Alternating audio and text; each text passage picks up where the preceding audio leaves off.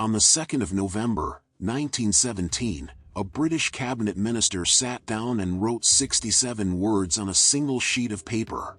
He addressed it to a private citizen, a banker, not a head of state, not a general, not a king.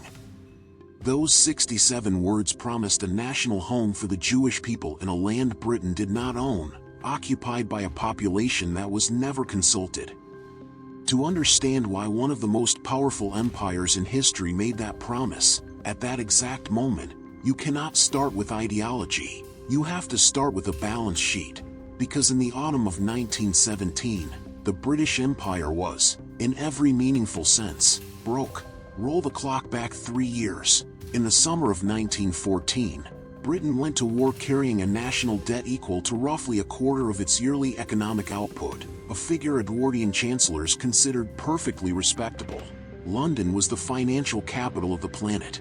The pound was the currency every serious transaction on Earth was priced in. British capital financed railways in Argentina, plantations in Ceylon, and government bonds from Tokyo to Cairo. Britain did not merely rule territory, it rented out its credit to the rest of the world, and collected the interest. Nobody serious in 1914 expected the war to last more than a few months. The armies that marched off that August expected to be home by Christmas. Instead, the conflict metastasized into an industrial meat grinder that consumed money at a pace no finance ministry in history had ever managed. The old formula for paying for a war: raise some taxes, sell some bonds, ask patriotic citizens to tighten their belts, collapsed almost immediately against the sheer scale of what modern mechanized warfare demanded.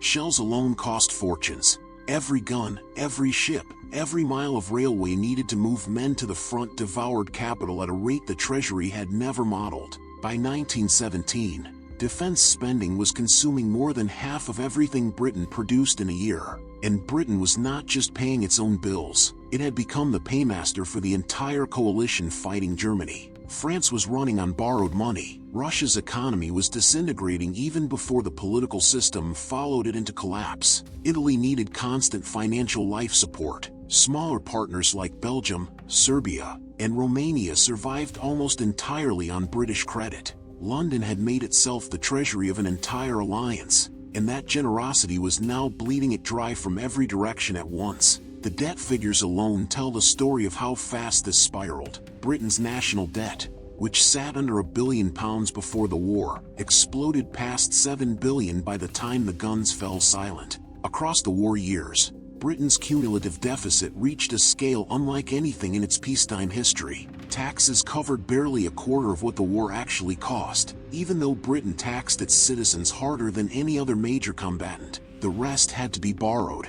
And increasingly, that borrowing had one primary source: the United States. This is where the private banking house of J.P. Morgan and Company enters the story, and where the tale stops being a simple account of trench warfare and starts looking like a financial thriller. From nearly the first days of the conflict, Morgan positioned itself as Britain's chief purchasing and financial agent in America. It was an extraordinarily lucrative arrangement. Morgan brokered billions of dollars in war material for the Allies: shells, wheat, cotton, chemicals. Everything a modern army needed in America happened to produce in abundance. In late 1915, Morgan led the underwriting of what was then the largest foreign loan ever floated on Wall Street, pulling in subscriptions from the biggest names in American finance and industry, all of whom now had a direct financial stake in an Allied victory they were not supposed to be taking sides in, since America was still officially neutral. At first, Britain settled its American purchases the old-fashioned way, shipping gold across the Atlantic. But German submarines made bullion shipments a hazardous and increasingly impractical solution, so payment shifted toward credit. Morgan and its fellow banking houses extended enormous short-term lines of credit to keep the arms and supplies flowing. By early 1917, J.P. Morgan was carrying roughly $500 million of unsecured British debt on its books, an almost unthinkable exposure for a private bank. Britain's survival and Morgan's survival had become the same question. If Britain defaulted, Morgan went down with it. If Morgan went down, the shockwaves would tear through Wall Street, and an American economy that had wired itself into the war through munitions contracts and war bonds would be dragged into the wreckage too. That mutual dependency handed enormous leverage to one man sitting in the White House, President Woodrow Wilson. Wilson understood precisely what it meant that America's money was now the oxygen keeping the Allied war effort alive, and he was prepared to use that leverage as a blunt instrument of policy. In late November 1916, he directed the Federal Reserve to warn American banks against extending further credit for foreign war purchases. The timing was devastating. It landed just as Morgan was preparing to float another enormous bond issue to fund the coming year's offensives. Wilson's intervention pushed the entire private financing structure holding up the Allied war machine to the edge of collapse. Britain's overdraft with Morgan swelled toward its peak of roughly $400 million that spring. France had essentially exhausted its own credit entirely. Twice in the summer of 1917, Britain came within hours of formally defaulting on its obligations. Only the deep-seated fear on both sides of the Atlantic that a British collapse would take Wall Street down with it kept the whole rickety structure standing. It was into this exact atmosphere of financial panic that serious, formal engagement between the British government and the international Zionist movement began.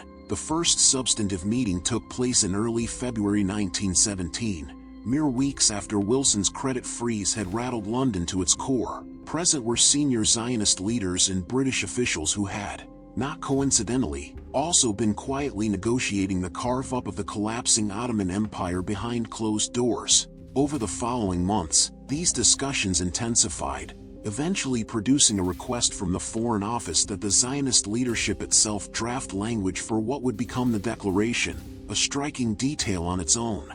The government essentially asked the people it was making a promise to write the promise for it. There is no way to separate this diplomatic courtship from the desperate financial arithmetic Britain was doing at the same time. British officials openly discussed, in cabinet minutes and internal correspondence, the hope that a public gesture of support for Jewish national aspirations in Palestine might help unlock financial and political goodwill from influential Jewish communities and financiers in the United States, where American entry into the war was still fresh and where public opinion mattered enormously to sustaining the flow of loans and material. This was not whispered conspiracy. It was discussed plainly by the men making the decisions, sitting in rooms where the ledgers of a starving treasury were spread out next to maps of a crumbling Ottoman frontier. But money was only one thread in a much larger rope. By the autumn of 1917, the war had ground into a brutal stalemate, and two of Britain's most important allies were, for the moment, close to useless. America had declared war in April but had not yet put a single division into serious combat. Its manpower was still months from making any real difference on the Western Front. Russia, meanwhile, was disintegrating. The provisional government was tottering. The Bolsheviks were agitating loudly for an immediate peace with Germany. And if Russia dropped out of the war entirely, Germany could shift its entire Eastern Army west and potentially overwhelm the exhausted British and French lines before American troops ever arrived in strength. A public declaration of sympathy for Jewish national aspirations offered Britain a way to work multiple angles of this crisis simultaneously. It might help sway American public sentiment toward a stronger financial and military commitment. It might help keep Jewish soldiers and civilians within the collapsing Russian war effort engaged and fighting rather than drifting toward the Bolsheviks' promise of peace. And, perhaps most concretely of all, it offered the prospect of a friendly, loyal population settled along the eastern approach to the Suez Canal, the umbilical cord connecting Britain to India, to Australia, to everything east of the Mediterranean. Losing secure control of that route was not an abstract worry. It was one of the gravest strategic risks the empire could imagine. A dependable population anchored near the canal's flank was, in the cold language of imperial planners, an asset worth cultivating. There is also a scientific dimension to this story that rarely gets the attention it deserves, and it centers on a chemist named Chaim Weizmann. Long before he became the most prominent Zionist statesman in Britain and eventually the first president of Israel, Weizmann was a research chemist at the University of Manchester. In 1915, he developed an industrial fermentation process capable of producing acetone from starch using a specific bacterium. That might sound like a footnote from a chemistry journal, But acetone was the essential solvent required to manufacture cordite, the propellant used in nearly every British artillery shell and rifle cartridge fired during the war. Britain's pre-war acetone supply had depended heavily on imports that the war had cut off, and the alternative, distilling it from wood, was wildly inefficient and could never keep pace with wartime demand. When Winston Churchill, then in charge of the Admiralty, learned of Weizmann's process, he reportedly asked him directly whether he could produce it at the scale the war required.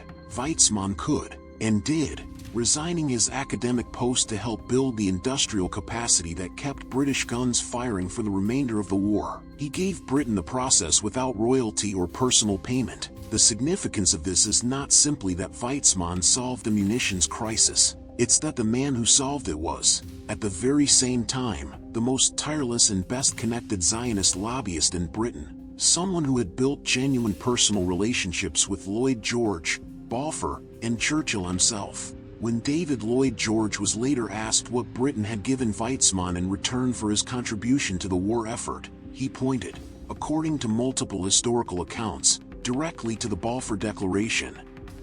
Whether that constitutes a literal, deliberate quid pro quo or simply the natural byproduct of Weizmann's access and credibility is something historians still debate, but the connection was widely discussed and believed at the time, which is itself telling. None of this happened in isolation from Britain's other wartime promises, and this is where the story becomes genuinely troubling rather than merely fascinating. The Balfour Declaration was the third in a sequence of mutually incompatible commitments Britain made about the exact same stretch of land within roughly 2 years. The first came through a series of letters exchanged in 1915 and 1916 between the British High Commissioner in Egypt and Sharif Hussein of Mecca, in which Britain promised support for a broad zone of Arab independence in exchange for a revolt against Ottoman rule. The precise borders of that promised territory, particularly around Palestine, were left deliberately vague, a vagueness later officials would exploit for years to argue over what exactly had been promised. Hussein and his sons believed Palestine was included, and they launched their revolt on that understanding, fighting and dying alongside British liaison officers including the man later mythologized as Lawrence of Arabia. The second promise came in May 1916, negotiated in total secrecy between British and French diplomats, with Russian sign-off, carving the Ottoman Empire's Arab provinces into future zones of British and French control. Under this arrangement, Palestine was slated for some undefined form of international administration, an arrangement that directly contradicted the assurances given to the Arabs and was kept hidden precisely because its authors knew the contradiction would not survive daylight. And then, in November 1917, came the Balfour Declaration, promising the same territory a third time, now to the Zionist movement. 3 separate, incompatible promises, made to 3 separate parties, about the same piece of land, within roughly 2 years, and in none of these documents was the Arab population that actually made up the overwhelming majority of Palestine's residents ever consulted, or even named, beyond a passing, dismissive reference in the declaration itself to the existing non-Jewish communities. The consequences of the war's financial devastation didn't end when the armistice was signed in November 1918. Britain emerged from the war as the world's largest debtor rather than its largest creditor. The center of global finance had shifted permanently across the Atlantic to New York. And the new territories Britain had acquired through its various wartime bargains, including the Mandate over Palestine, formally granted by the League of Nations in 1920, became an ongoing financial burden rather than the strategic prize many had imagined. Administering a mandate built on 3 contradictory promises, tasked simultaneously with fostering Jewish immigration and settlement while claiming to protect the rights of the existing Arab majority, was, by design or by accident, an almost impossible assignment for an empire that could barely afford to pay for it. Over the following 3 decades, that contradiction played out with escalating and eventually catastrophic violence. Jewish immigration to Palestine accelerated through the 1920s and surged dramatically after the rise of Nazi Germany, and again after the Holocaust. The Arab population, watching its political voice ignored and its demographic position shift, responded with growing unrest, culminating in the large-scale revolt of the late 1930s that required tens of thousands of British troops to suppress. By the time the Second World War ended, Britain's finances were in an even worse state than they had been after the First War, and Palestine had become close to ungovernable, with armed Jewish underground organizations now attacking the very British forces whose presence had once enabled their settlement.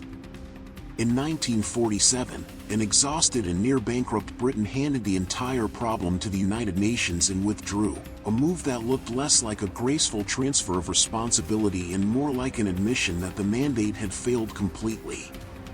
The following year, the State of Israel declared independence, with Chaim Weizmann, the chemist whose acetone had once kept British guns firing, as its first president.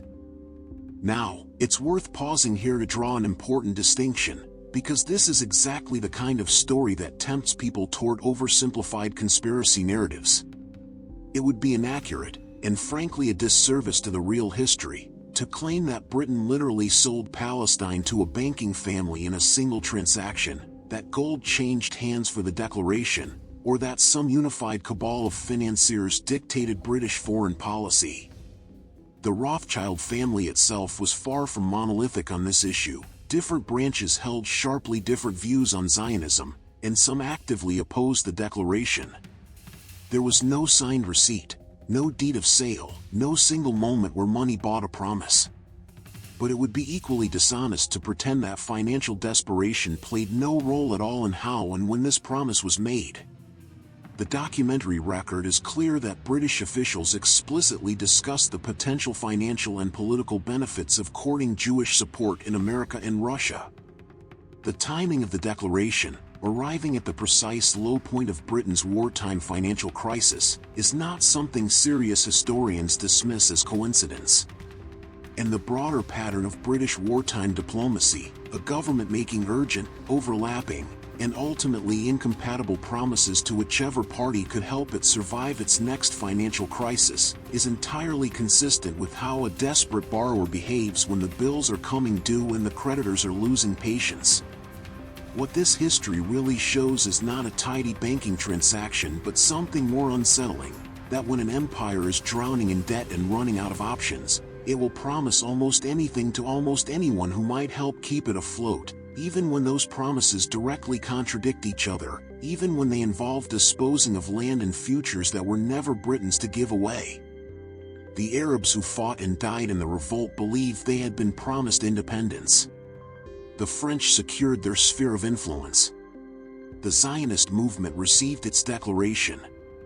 And the people who had lived on that land for centuries, who made up the overwhelming majority of its population, were handed none of these promises and consulted about none of these decisions. The final irony of this entire episode is that the declaration Britain hoped would secure its strategic position near the Suez Canal ended up doing the opposite. The mandate proved ruinously expensive to administer, the unrest it provoked drained British resources and lives for 3 decades, and when Britain finally withdrew in 1948, it left behind not a stable strategic foothold but an active and unresolved conflict.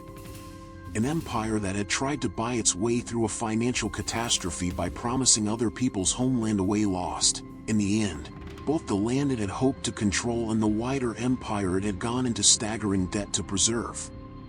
More than a century later, the consequences of those 67 words are still being written.